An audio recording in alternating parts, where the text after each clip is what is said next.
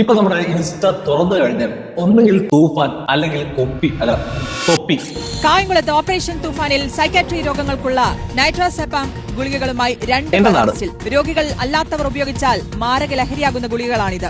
മുതുകുളത്ത് സ്കൂളുകൾ കേന്ദ്രീകരിച്ച് ഗുളിക വിൽപ്പനയ്ക്ക് എത്തിയപ്പോഴാണ് പോലീസ് പിടികൂടിയത്. ആലപ്പുഴ സ്വദേശികളായ മനു ശങ്കറും ഷിജോ വർഗീസുമാണ് അറസ്റ്റിലായത്.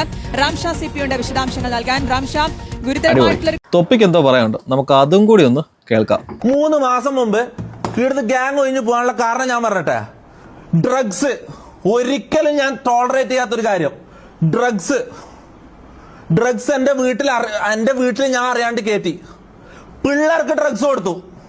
മലയാടി മോനെ, നിന്നെ ഞാൻ ഒരു കാര്യം പറയാം, ഇപ്പൊ എനിക്കൊന്നും ചെയ്യാൻ പറ്റില്ല, കാരണം ഞാൻ നീട്ടിൽ ഇഷ്യൂ വന്നിട്ടുള്ള. ഇപ്പൊ ഞാൻ എന്തെങ്കിലും ചെയ്യിപ്പിച്ച അത് എന്റെ തലയിലിരിക്കും, എനിക്ക് ചെയ്യും.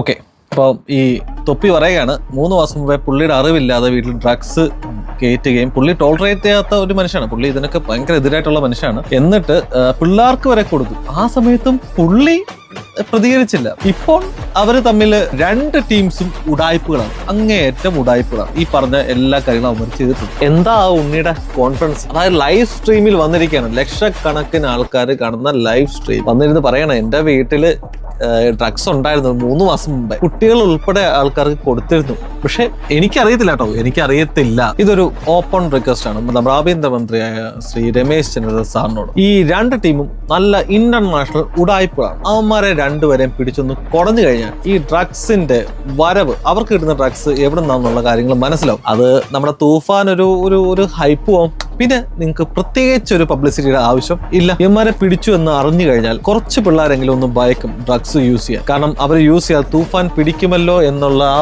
പേടി, അതാണ് അവിടെ വേണ്ടത്. പിന്നെ ഇവനൊക്കെ ഇത്രയും ഓപ്പൺ ആയിട്ട് നല്ല ചെറുത്തരൊക്കെ അന്തസ്സായിട്ട് കാണിച്ച് പബ്ലിക്കായിട്ട് ഇങ്ങനെ പറയാനുള്ള ധൈര്യം, ആ കോൺഫിഡൻസ് ഉണ്ടല്ലോ, ആ